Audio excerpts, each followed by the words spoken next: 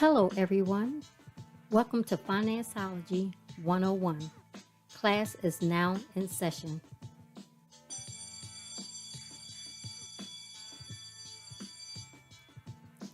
The information provided during this podcast is just that information. You will need to do further research to address your specific situation. Enjoy the session. Hello, my name is Elroy Seegers, and I am welcoming you to another episode of Financeology 101, hosted by Gifted Generations LLC. My co host is off tonight, Robin Seegers, so I am flying solo. So hold on to your hats because you never know what I may say when I'm all by myself. So tonight's topic is financial coach versus a financial advisor. What is the difference between the two? So let's just start off by saying when you want to figure out which one to use, this is a good place to come. A financial coach works with clients who have few assets and need general financial help. A financial advisor works with clients who need help managing and investing their assets. So let's go over that a little bit more in detail and give you a little bit longer definition. A financial coach or counselor typically focuses on fundamental financial issues, your behavior with money. A financial coach works with a client to change behaviors around money and your money habits. A coach works closely with you to change your negative relationship with money, and if it's positive, to reinforce that. It also helps a client to see where they can reduce spending to create more savings or help them get out of debt or understanding their emotions around money, which may have created obstacles to good financial management. More of a personal connection. It helps you set money goals, track progress, and hold you accountable. You don't have to have a lot of money to work with a coach. The coach is there to help you better handle your money to build your wealth. You don't have to have a certification to be a coach either. A coach is based off their life experiences and training and a visible track record to show you they know what they are talking about. Someone you can trust. Remember, helping you manage your day-to-day spending habits. So you don't want a coach that's you really don't know, or you don't have someone that has referred you to them, or somebody just like, oh yeah, this guy looks pretty good on on Facebook and Snapchat and all that other stuff. You want word of mouth is always good because, like I said, there's no certification, and this is a huge trust factor when you allow someone to coach you with your money because they could steer you in the wrong directions. Sometimes they may have credentials as far as saying, "Hey, can you give me some referrals? Who have you worked with?" And sometimes one and two is not enough. You really some has had a deep conversations as far as their work experience. Because, like I said, they're not held accountable for anything because it's not a certification that they follow by. So there's no guidelines. If you see somebody you've been knowing for several years and you see how they're doing and you see how they handle money, that could be somebody who could be a coach. And you find out later, oh, you a coach? Oh, I saw you've been doing business. So you kind of can see them what they've been doing over the years. So that may be somebody that you can really rely on and they may be in a coaching business. But don't just rely on what they tell you. Dig into it because it's essential that you know exactly who you're talking to and who's helping you, because they can steer you in the wrong directions and next you're in a worse condition than when you first started. You don't want that. You know, uh, you also our pastor always say, why would you talk to somebody who is broke to be your coach if they can't handle their own money? How they gonna help you handle theirs?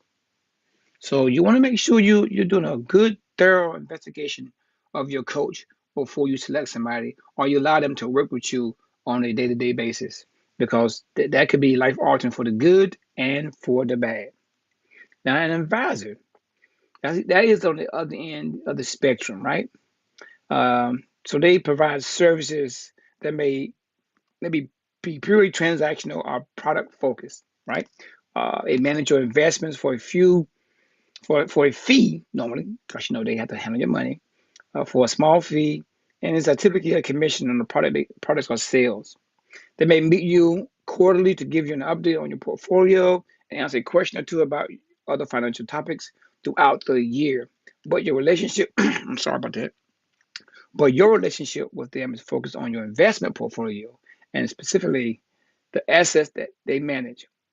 So look at it this way: an advisor is someone who deals with somebody who has assets to reinvest or to manage 401k, property, uh, uh, a pension plan, maybe just a way to understand, like, hey, I got legacy money. How do I reinvest it?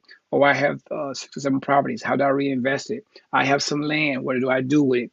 So you have an asset that you want somebody to help you, advise you to know what to do with it. Where a coach is like, hey, I'm having problems just living day to day. So coach is kind of like day to day budgeting, understanding your financial needs, what you're trying to do. Uh, you got bills to pay for. When an advisor is long term, future goals, asset lending. So when you look at that, same thing as a coach, you want to basically do your homework. You want to be able to look at them, find some information on them via the web, because those decisions can be life altering long term. You have tons of money or tons of investments in your hand, and then you trust somebody to make these decisions, and lo and behold, you just lose everything that you entrusted them to help make decisions on. So be wise when you're picking a coach, because that's day to day. Be wise when you're doing an advisor, because that's future wealth building. You don't want to lose that future wealth building. Now, the good thing about a coach is that they're going to be able to take you so far, because eventually you want to turn that coach and say, you know what, coach, you got me very far. Now it's time for me to find an advisor. That's the next level. You go from coach to advisor. So you got out of debt and you're doing great, and now you're like, you know what? I guess I just invested into some property, so now I want to be able to turn this thing around. So now you got some property you just invest into. Now I need an advisor. You see the difference is day-to-day management, lifelong future management of what you have and what you want to hold or pass down to your kids. So they both are critical, um, because at some point in time you realize when and why you need a coach, and when and why you need an advisor. Now, if I have assets and stuff like that and property and trying to build wealth, I don't need a coach. I don't need somebody to help me manage my day-to-day assets, because evidently I've been able to build wealth, or already had a coach, and I'm transitioned to advisor. So you got to understand where you are with that and who you're talking to, because when you're talking about investments and stuff like that, you want somebody to certify it. You want to talk to somebody that knows what they're talking about. You want somebody to understand it. And a lot of times, you want to say, how do you build your wealth? If they have some, open up your portfolio, show me what you investing in. I think that's critical, because if they're telling you to do something like stock market or whatever the case may be, you want to see what they have attained to. Like I always tell people, you can't give me something and tell me something unless you have experienced or have it yourself. How are you going to advise me on that? It's like, okay, and, that's your portfolio they've been dealing with. Sometimes it's like tens of millions of dollars. Can you imagine if, let me just say, a rich basketball player, a football player, baseball player, and they got all this money. They got houses over here, houses over there, because they get traded sometimes. They change teams, so they buy houses in different cities, right? So you say, hey, you know what? I need a coach to tell me how to manage my finances. Wrong answer. You need an advisor, because you got property in all these different states and different cities. You need somebody to say whether or not you need to sell it, or you need to reinvest it by renting it out, the upkeep. At that point in time, you need a coach. Now, this same person who has a lot of money may need a coach to help them understand all these funds they have, because a lot of times they get so much money, they really don't understand how to manage it. So you may need a personal money manager to understand, to help you manage that money, because you know how it is. You go from nothing to a lot. It can blow your head up. And next thing you know, you don't lost the millions of dollars. You don't wasted on bad investments.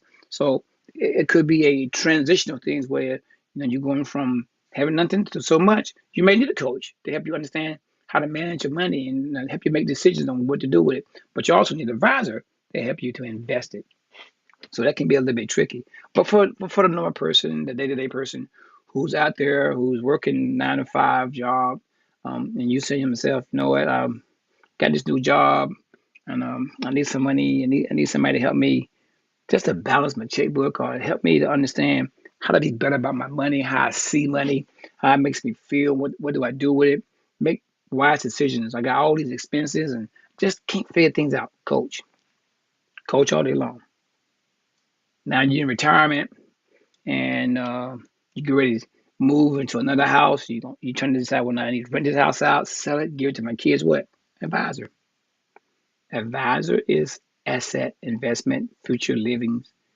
Coach is day to day. So when someone says they're struggling with their money, you say you need a coach. So when it says, man, I'm struggling with what to do with all my assets, an advisor. So if you want to, like I said, make sure you do your homework. Do your homework because that can be very critical. Let me see here. What else? Let me see. There's a few situations I should talk about.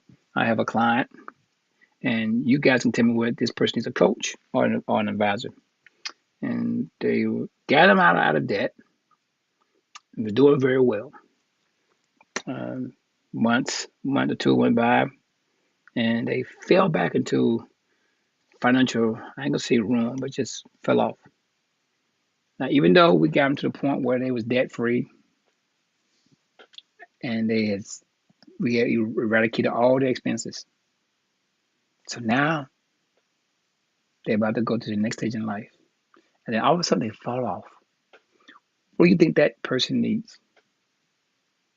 If you say a coach, exactly, because they got to a plateau, but then they kind of went backwards, so they had to go back and reconnect and get things back on path.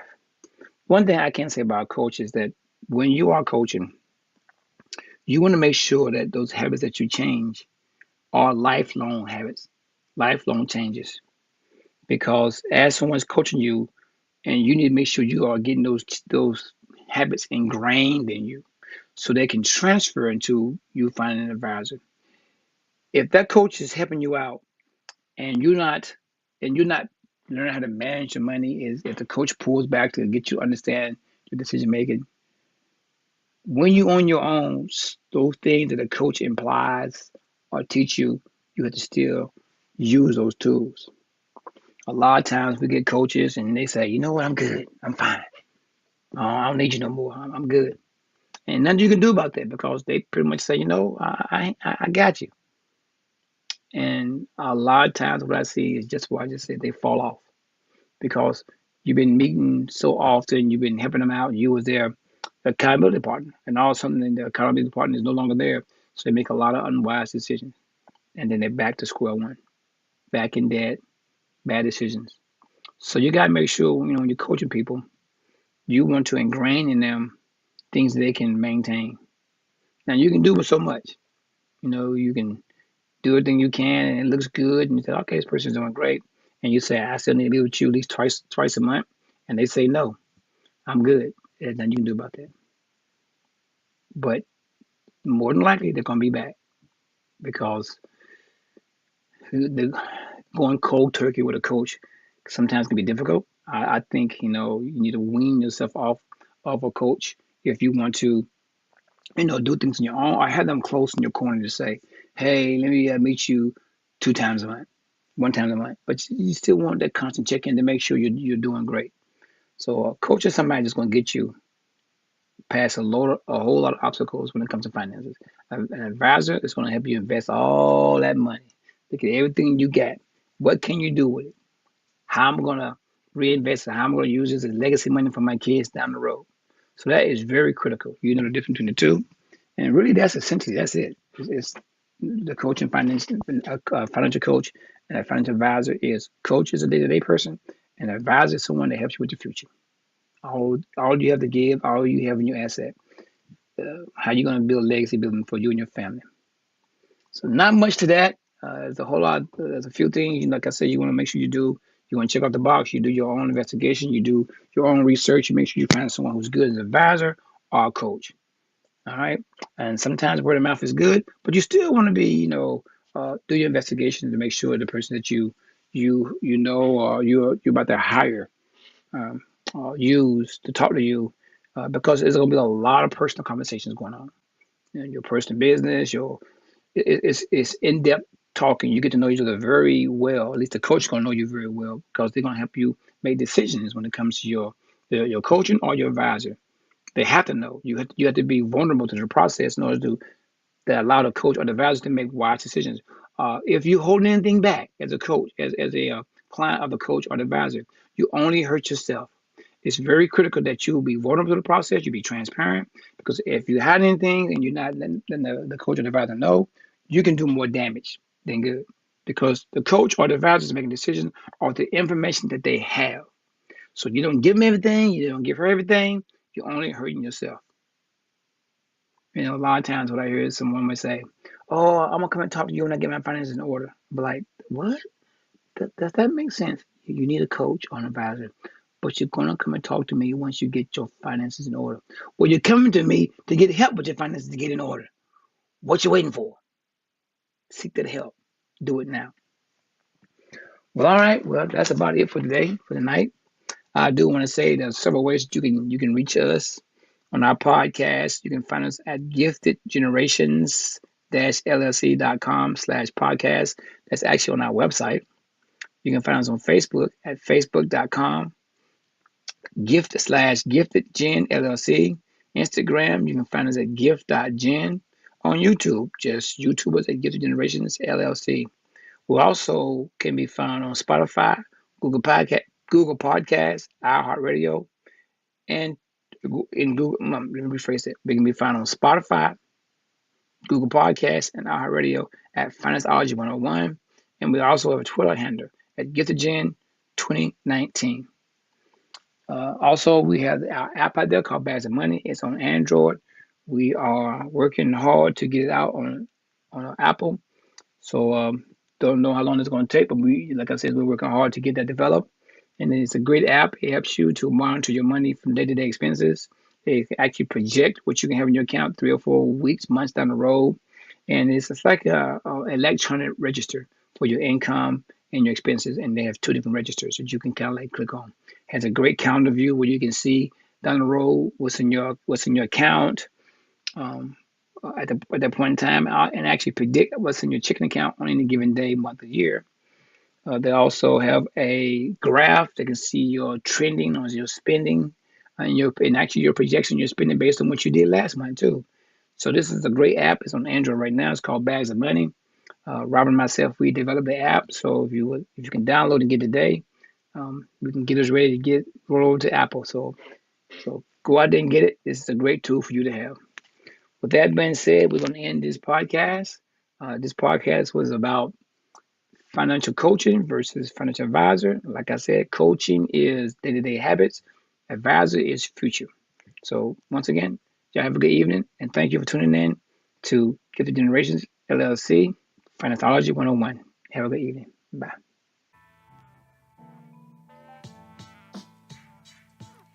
Well, thank you for tuning in to our podcast, Financeology 101.